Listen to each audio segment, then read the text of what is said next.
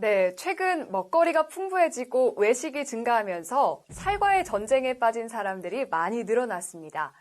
비만은 그 자체도 만성질환의 하나일 뿐만 아니라 비만으로 인해서 많은 만성질환들이 야기되는데요. 오늘은 그 중에서도 대사증후군과 영양에 대해서 알아보려고 합니다. 조영현 팀장님을 모시고 말씀 들어보겠습니다. 네, 팀장님 안녕하세요. 네, 안녕하세요. 오늘 대사증후군 극복을 위한 똑똑한 식사요법 5개명을 함께 살펴볼 삼성서울병원 조영현 팀장입니다.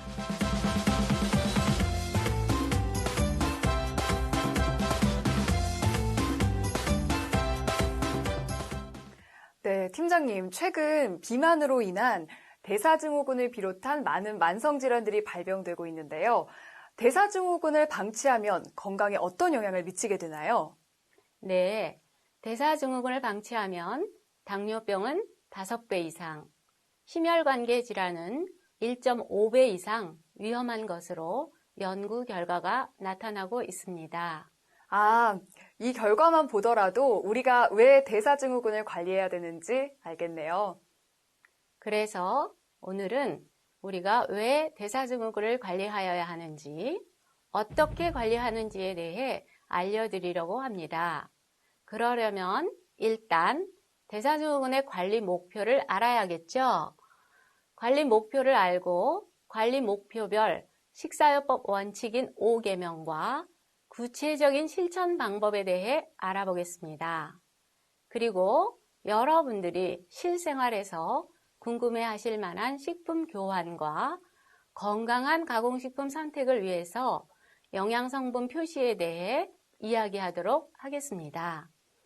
팀장님 정말 기대되는데요. 자, 그럼 지금부터 시작해 볼까요?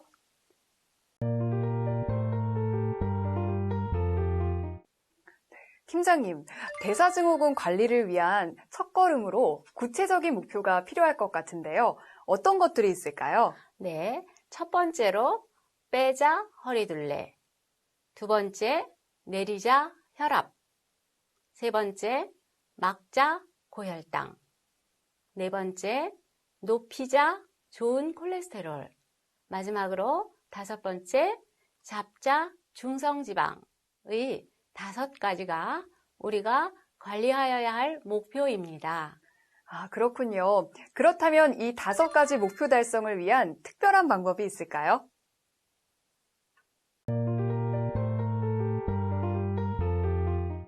네, 똑똑한 밥상 원칙 5개명이 있습니다.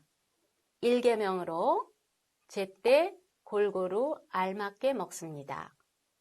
2개명은 싱겁게 먹습니다. 3개명은 섬유소가 풍부한 식품을 충분히 먹습니다.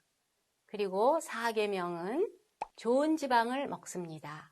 마지막으로 5개명은 과도한 당분과 알코올 섭취는 피합니다. 입니다. 그렇군요. 똑똑한 밥상 원칙 5개명을 설명해 주셨는데요. 세부적인 내용이 궁금합니다.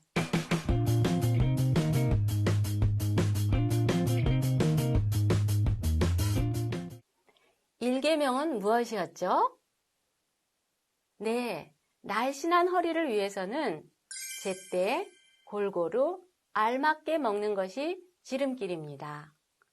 날씬한 허리는 건강의 청신호입니다.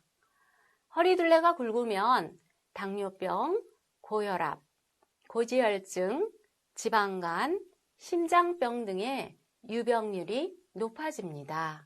따라서 제때 골고루 알맞게 먹어야 합니다.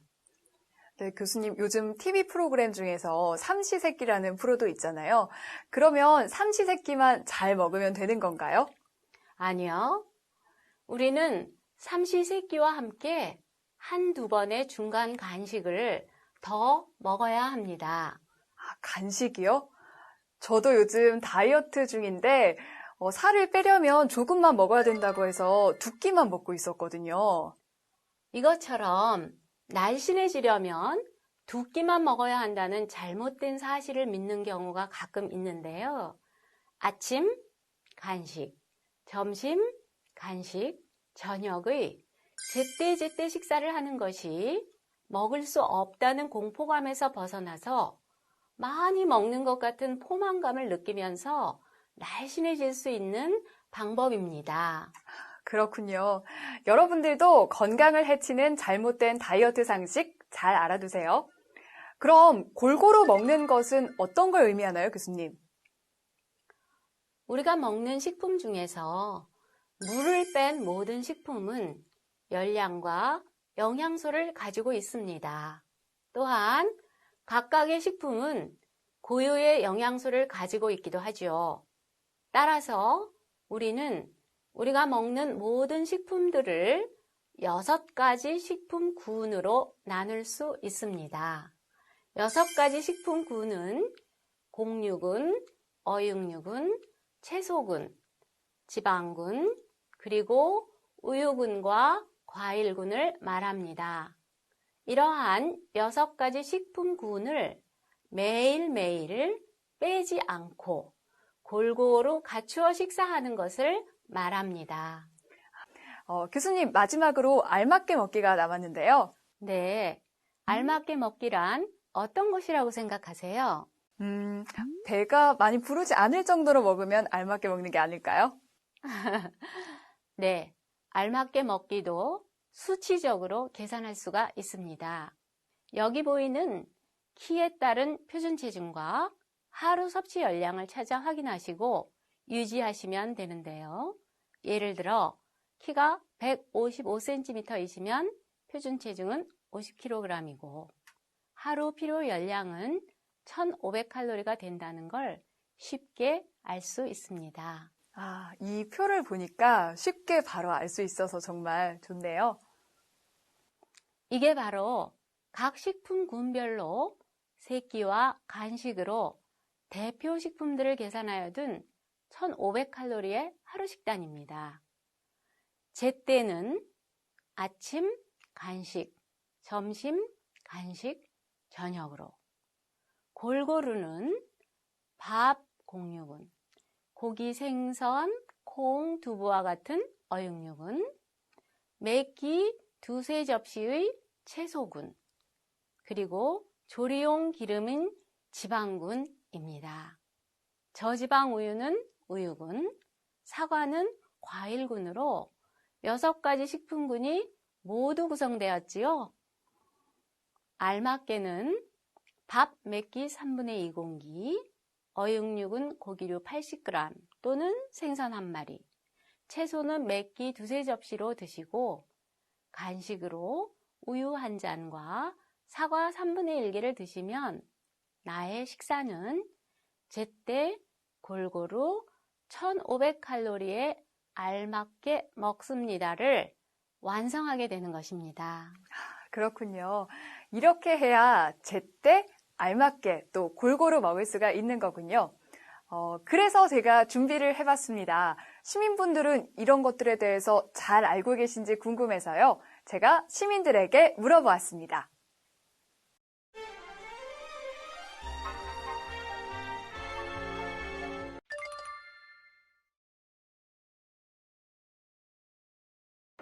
아닙니다. 사람마다 상황도 다르고 생활 패턴도 다르고 질병도 다 다르기 때문에 그 상황에 맞춰서 섭취를 해야 된다고 생각합니다.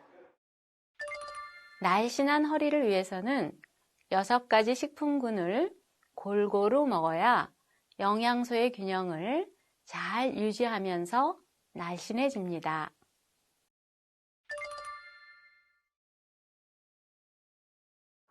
네, 맞다고 생각합니다. 전분으로 된 같은 탄수화물 식품이기 때문에 밥 대신에 먹을 수 있다고 생각합니다. 모두 무슨 식품군이지요? 곡류군에 해당하는 식품으로 대신 바꾸어 먹을 수 있는 같은 영양소를 가진 식품들입니다. 자, 그럼 이번에는 대사증후군 관리를 위한 똑똑한 식사 2계명에 대해서 이야기해 보도록 하겠습니다.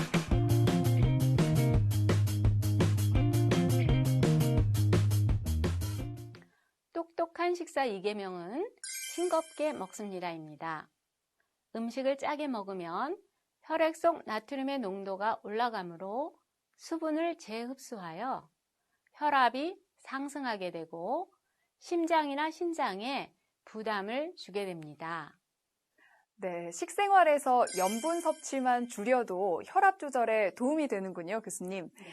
그러면 대체 얼마나 싱겁게 먹어야 하는 건지 궁금한데요. 네, 고혈압 치료를 위한 하루 염분 섭취 권장량은 5 내지 6g입니다. 그런데 염분은 식품 자체에도 함유되어 있기 때문에 우리가 하루에 추가할 수 있는 염분량은 3 내지 4g으로 한 끼에 소금 1g 정도만 추가가 가능합니다. 우리나라 사람들이 주로 먹는 나트륨 섭취 음식들을 살펴보면 김치류, 장류, 소금, 라면 등이 주요 음식으로 제시되고 있으므로 이러한 음식들을 섭취 시에는 주의하는 것이 좋습니다. 그렇군요. 그러면 염분 섭취를 줄이고 맛있게 먹을 수 있는 특별한 방법이 있을까요, 교수님? 네, 일단 조리할 때에는 소금, 간장, 된장, 고추장 등의 조미료는 조금만 사용해야 합니다. 한 끼에 사용할 수 있는 양은 소금 1g, 간장은 5g, 된장이나 고추장은 10g, 케첩은 30g 정도입니다. 또한 조리된 음식을 드실 때에는 소금을 추가로 넣지 않으며 짜게 조미된 김치류, 장아찌류, 젓갈류, 가공된 소시지류 등은 섭취를 줄이는 것이 좋습니다. 그렇군요. 반찬 60g당 염분 함량이 이렇게나 높으니 진짜 조금만 먹어야겠습니다. 한 끼 반찬만으로도 하루 섭취량이 넘어갈 것 같습니다. 네, 맞습니다. 하루 염분 섭취량이 소금 5 내지 6g인 것을 감안하면 엄청난 함유량이죠. 다음으로 음식 조리 시 화학 조미료는 사용을 자제해야 합니다. 대체 가능한 식품들로 사용하면 좋겠죠. 네, 맞습니다. 그리고 생선 등을 조리할 때는 염분이 없는 양념을 사용하여 굽는 조리법을 사용하고 신선한 재료를 선정하여 식품 재료 그 자체의 향을 즐길 수 있도록 간을 약하게 조리하는 것이 좋습니다. 물미역, 파래 등의 조리 시에는 소금기를 미지근한 물에서 충분히 빼야 하며 김에는 가급적이면 소금을 뿌리지 말고 들기름이나 참기름을 발라 굽는 게 좋습니다. 외식을 하면 자주 먹게 되는 찌개류나 짠 국물들은 건더기 위주로 먹고 또 집에서 요리를 할 때는 싱겁게 간을 맞춰서 먹어야겠네요. 네, 그렇죠. 염분 섭취는 줄이고 맛은 높일 수 있는 조리법들이 필요합니다.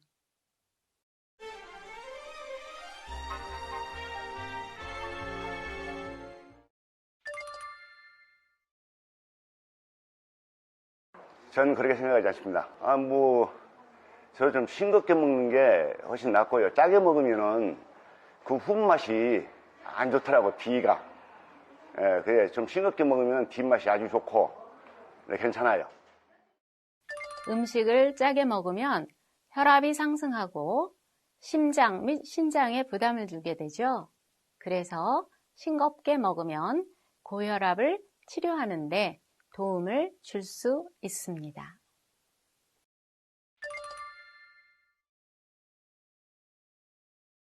맞습니다. 된장 같은 경우는 항암식품으로 추천하는 전통식품이니까 고혈압 환자에게도 좋다고 생각합니다. 된장, 고추장, 케첩 등은 나트륨이 함유된 장류입니다. 그렇기 때문에 소금에 해당하는 분량을 알고 제한해서 사용하여야 합니다.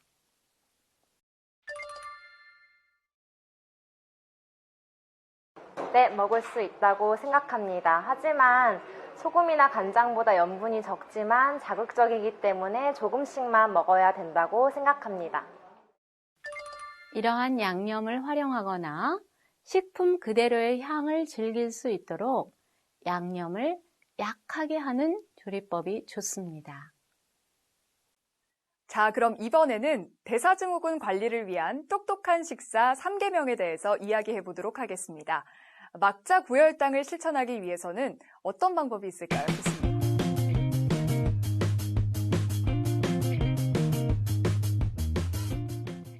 섬유소가 풍부한 식품을 충분히 먹는 것입니다.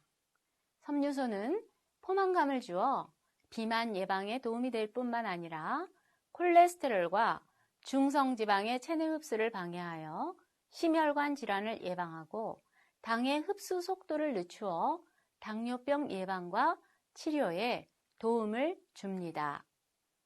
섬유소는 하루에 20 내지 25g을 섭취하도록 권장되고 있습니다.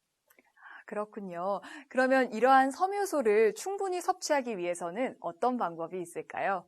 네, 섬유소를 충분히 섭취하기 위해서는 최대한 자연식품을 가공하지 않고 그대로 섭취하는 것이 좋습니다. 하루에 약 500g 정도의 채소량이 권장되고 있는데요. 이를 위해서는 예를 들면 밥은 잡곡 및 전곡류로 드시고 과일은 주스보다는 생과일을 드시는 것이 좋습니다.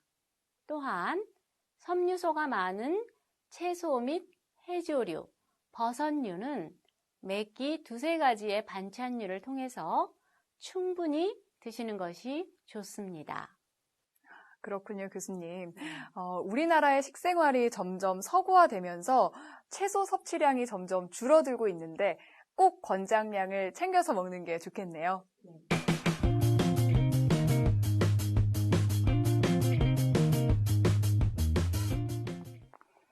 똑똑한 식사요법 4계명.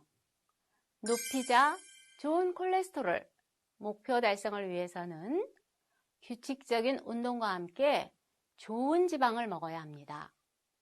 좋은 지방은 불포화 지방산으로 등푸른 생선이나 식물성 기름, 그리고 견과류와 같은 식품에 많이 함유되어 있습니다. 나쁜 지방은 삼겹살, 갈비, 버터, 라면 등의 식품에 많이 함유되어 있는 포화지방산과 마가린이나 쇼트닝에 많이 함유되어 있는 트랜스 지방산이 있습니다. 교수님, 제가 알기로는요, 계란 노른자나 장어, 내장 등에 많이 함유된 콜레스테롤은 자주 먹으면 안 좋다고 들었는데 그게 사실인가요? 네, 맞습니다. 일주 1회 또는 그 이하로 섭취하는 것이 좋습니다. 그러나 좋은 지방인 불포화 지방산이라고 하더라도 과량 섭취는 해가 되므로 적정량만 섭취하도록 해야 합니다. 그렇군요. 교수님, 그러면 구체적으로 어떤 음식을 주의해야 할까요?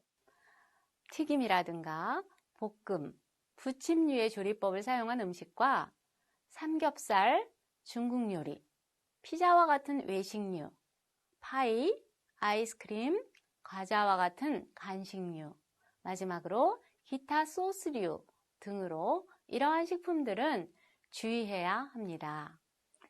그러면 이러한 음식들을 주의하면서 또 건강하게 섭취하는 방법엔 어떤 것들이 있을까요? 튀김, 볶음, 부침 등의 조리법보다는 구이나 찜 등의 조리법을 활용하는 것이 좋습니다. 또한 외식류는 눈에 보이는 기름기는 제거하고 섭취하는 것이 좋고 신선한 채소와 함께 섭취하는 것이 도움이 됩니다.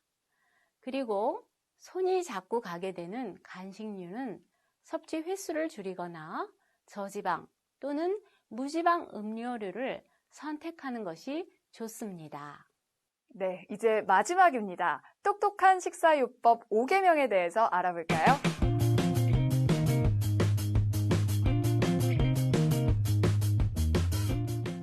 잡자 중성지방을 위해서는 과도한 당분과 알코올 섭취를 피해야 합니다.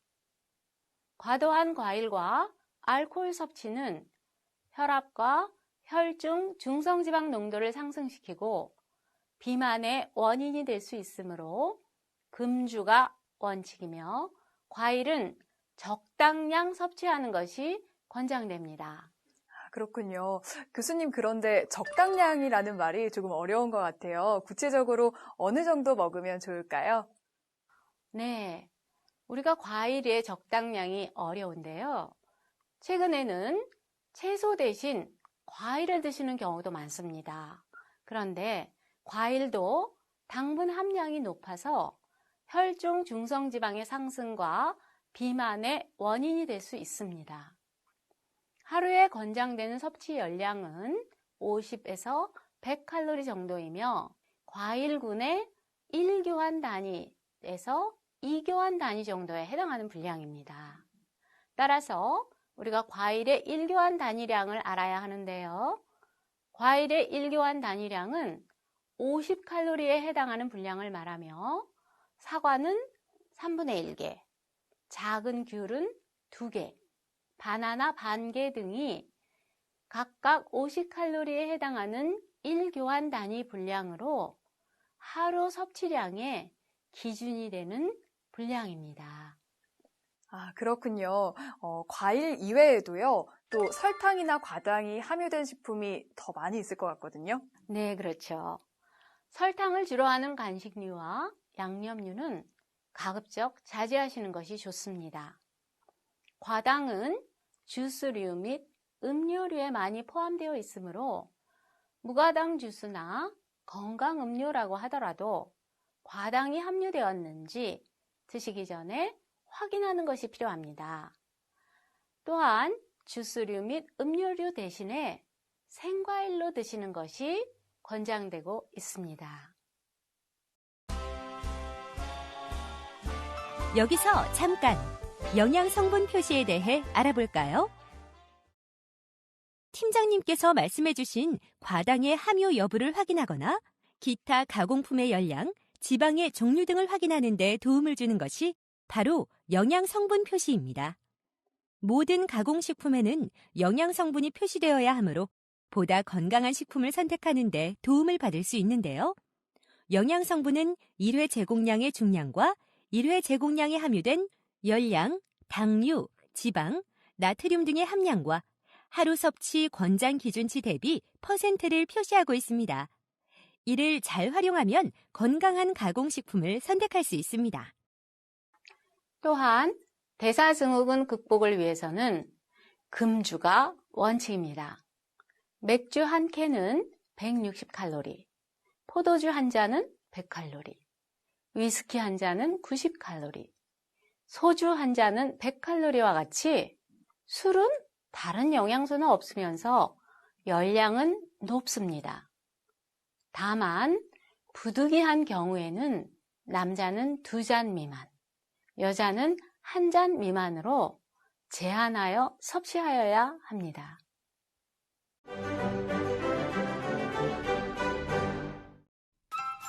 오늘의 주요 학습 내용을 올바르게 알고 있는지 확인해 볼까요? 1. 대사증후군 조절을 위해서는 제때 골고루 조금만 먹는다.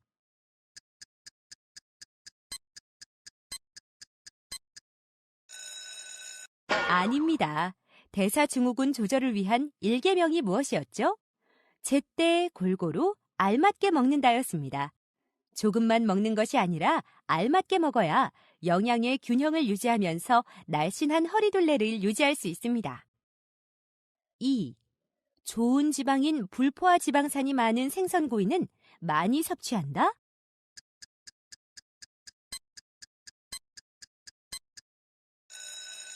아니죠. 좋은 지방인 불포화 지방산을 포화 지방산 대신 섭취하는 것은 맞지만 좋은 지방도 많이 섭취하면 비만을 초래할 수 있습니다.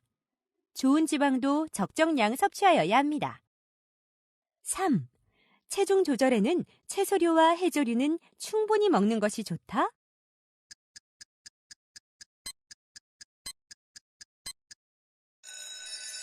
맞습니다.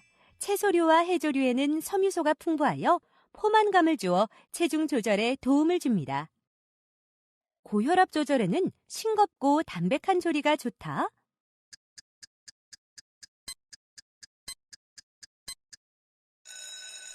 맞습니다. 염분의 섭취를 줄이면 혈압의 치료에 도움이 됩니다. 5. 대사증후군 조절을 위해서는 술, 음료는 주의하여 먹어야 한다.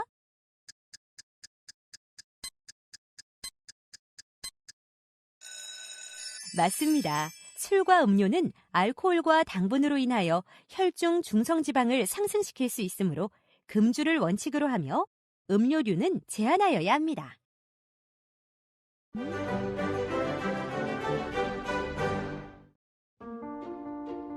오늘의 주제 대사증후군과 영양에 대해 이야기 나누어 보았습니다.